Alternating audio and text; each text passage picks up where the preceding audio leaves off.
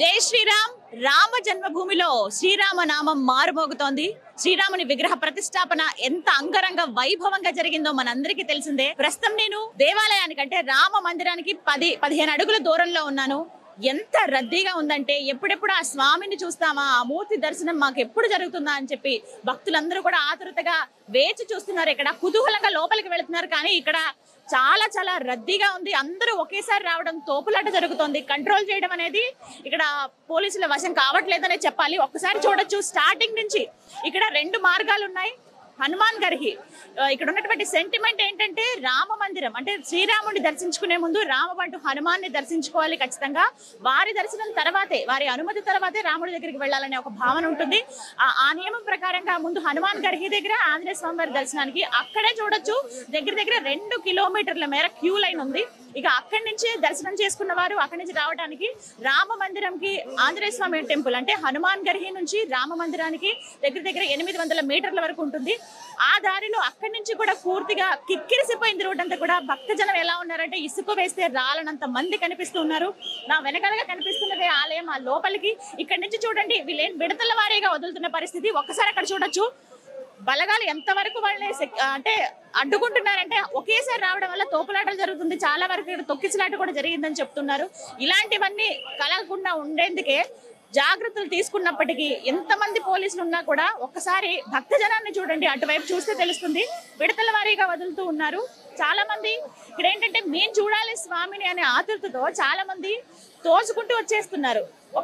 బయట అంటే దర్శనం అయిపోయిన తర్వాత వచ్చిన వాళ్ళు చెప్తుంది ఒకటే మాట, లోపల ప్రశాంతంగానే ఉంది. లోపల ఒక 2 నిమిషాలైనా స్వామివారిని చూడగలుగుతున్నాము. మామూలుగా ఉట్టిగా నుంచుని చూస్తే బానే ఉంటుంది, కానీ ఈ తోపులాట వల్ల చాలా ఇబ్బందిగా ఉంది. బహుత్ బీడే అని చెప్తూ వెళ్తున్నారు అందరూ కూడా వచ్చేవాళ్ళు. నిజంగా అది కాస్త భయం వేస్తుంది వచ్చే వాళ్ళకి. అమ్మో అంత రష్ ఉందా అని చెప్పి. చిన్నపిల్లలు కావచ్చు, పెద్దవాళ్ళు, ఏజ్డ్ వాళ్ళు, మరీ ముఖ్యంగా సీనియర్ సిటిజన్స్ ఎవరైతే ఉన్నారో వాళ్ళు కాస్త ఇబ్బంది పడుతున్న సంగతి అయితే అది వాస్తవమే. కానీ కంట్రోల్ చేస్తూ ఉన్నారు ఎప్పటికక్కడ. ట్రస్ట్ వారి నుంచి కూడా ఒకటే చెప్తున్నారు, మీరు ప్రశాంతంగా రండి, దర్శనం చేసుకోండి, ఎందుకు హడావిడి పడతారని వాళ్ళ నుంచి వస్తున్నప్పటికీ ఇక్కడ చూడొచ్చు విడతల వారీగా వదులుతున్నారు. ఒకసారి చూడండి, యూపీ పోలీస్ చాలా కంట్రోల్ చేస్తున్నారు. అదనంగా కొంత బలగాలు వచ్చినప్పటికీ కంట్రోలింగ్ అనేది కాస్త కష్టంగా మారిందని చెప్పుకోవాలి. అయితే ఇదంతా కూడా రామ జన్మభూమి, ఈ ఆవరణ అంతా కూడా స్వామివారి భూమి. ఇదంతా కూడా ఏదైతే టెంపుల్ మనకి ఒక భాగంలో కనిపిస్తుంది. ఎంత సుందరమైన దివ్యమైన టెంపుల్ ఇది. ముందు అసలు ఆ గుడిని చూడడానికే మనసంతా నిండిపోతుంది. ఆ తర్వాత ఇక భక్తజనులు అయితే ఎప్పుడెప్పుడు రాముడిని చూద్దామని వెళ్తున్నారు. ఇక ఒక పెద్ద ఆయన చూడొచ్చు అలిసిపోయి వెళ్తూ ఉన్నారు. దర్శనం కలగాలన్న ఆశ వారిది. అండ్ ఇంకొక పర్సన్ ని మనం చూస్తున్నాం ఇక్కడ ఆ తొక్కిసలాటలో. చూడొచ్చు అలిసిపోయారు. ఆ తొక్కిసలాటలో చాలా మంది మూర్చిపోతున్నారు, కళ్ళు తిరిగి పడిపోతున్నారు. పెద్దవాళ్ళు పాపం వాళ్ళకి చాలా ఇబ్బంది అవుతుందనే చెప్పుకోవాలి. ప్రధానంగా ఎక్కడెక్కడి నుంచో వస్తున్నారు, ఎక్కడెక్కడి నుంచో వాళ్ళు వస్తున్న పరిస్థితి. పెద్దవాళ్ళని యాక్చువల్లీ సీనియర్ సిటిజన్ కి ఒక వైపు అని రూట్ పెట్టుంటే బాగుండేదేమో. ఈ కంగారులో, ఈ గందరగోళంలో ఏం జరుగుతుందనేది ఎవరికి అర్థం కాని పరిస్థితి.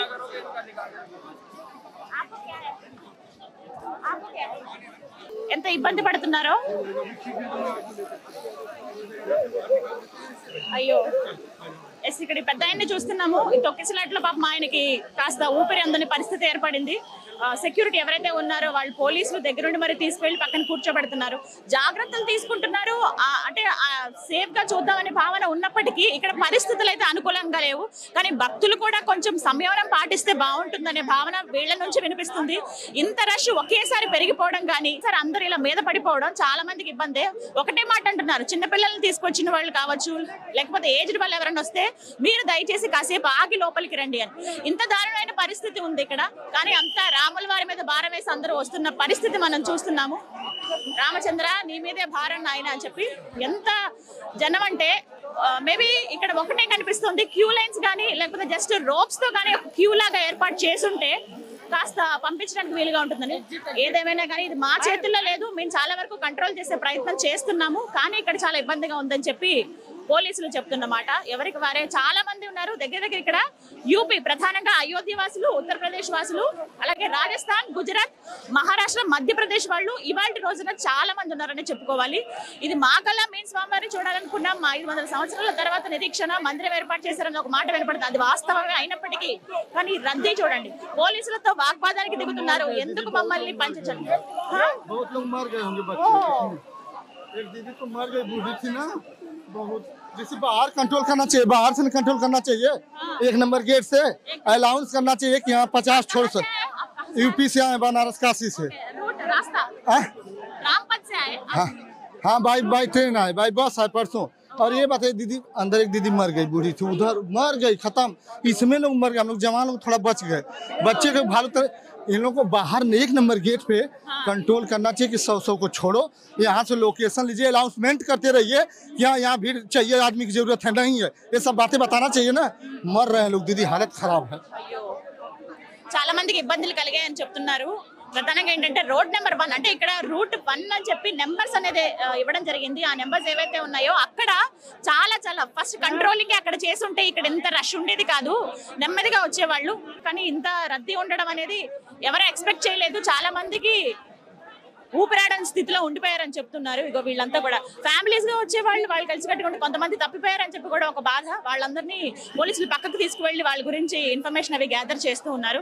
సరే వెళ్దాం. నేను అనుకున్న నార్మల్ దర్శనం అసలు ఎలా ఉంటుందో, మేబీ ఇంత అరేంజ్మెంట్స్ చేశారు కాబట్టి కంట్రోలింగ్ అనేది ఉంటుందేమో నేను భావించాను.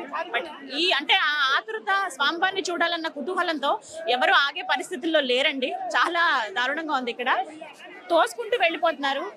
పెద్దవాళ్ళకే చాలా ఇబ్బంది అయిన పరిస్థితి. బట్ చూద్దాము.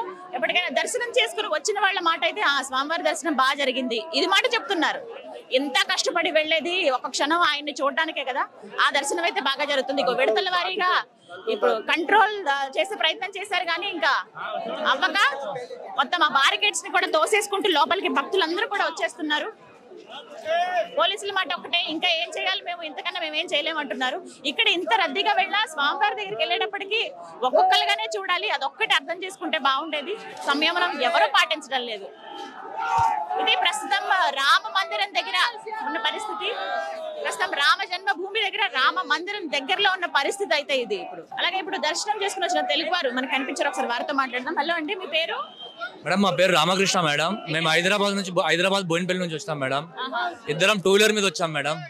రాముడి మీద ప్రేమతోని మోడీ, నరేంద్ర మోడీ, యోగిని చూడడానికి. ఎప్పుడు స్టార్ట్ అయ్యారు? మేము 17 రోజున స్టార్ట్ అయినాం మేడం. జనవరి 17 రోజు స్టార్ట్ అయినాము. ఇక్కడికి 20కి 21కి రీచ్ అయినాం మేడం. స్టాప్స్ ఎక్కడెక్కడ?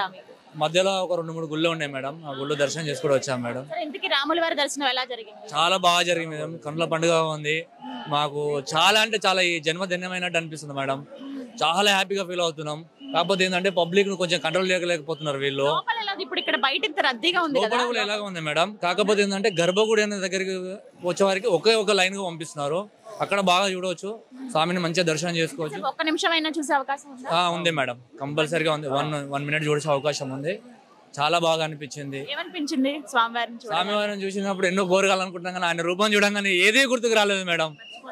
అన్ని మర్చిపోయాం. స్వామివారి రూపం ఒకటే చూడాలి అనిపించింది మేడం. చాలా హ్యాపీగా ఉన్నారు మేడం. వచ్చేది మొత్తం కష్టం అంతా పోయింది.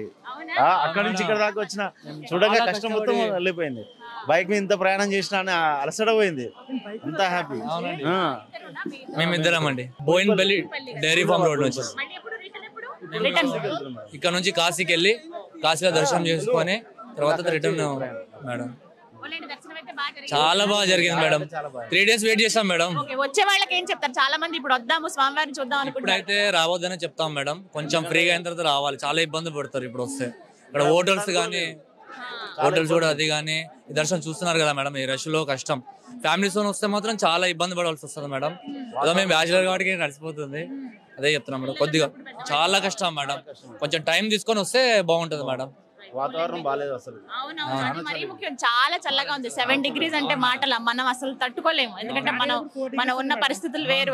అక్కడికి ఇక్కడ 4 degrees ఉంది మేడం. లక్నో నుంచి వచ్చాను నేను. యాక్చువల్ హైదరాబాదే, లక్నో జాబ్ పని మీద వచ్చాను అనమాట. ఎర్లీ మార్నింగ్ 6కే స్టార్ట్ అయ్యి వచ్చా. ఫస్ట్ దర్శనం పర్లేదు జరిగింది. మళ్ళీ సెకండ్ దర్శనం కోసం వెళ్తున్నా.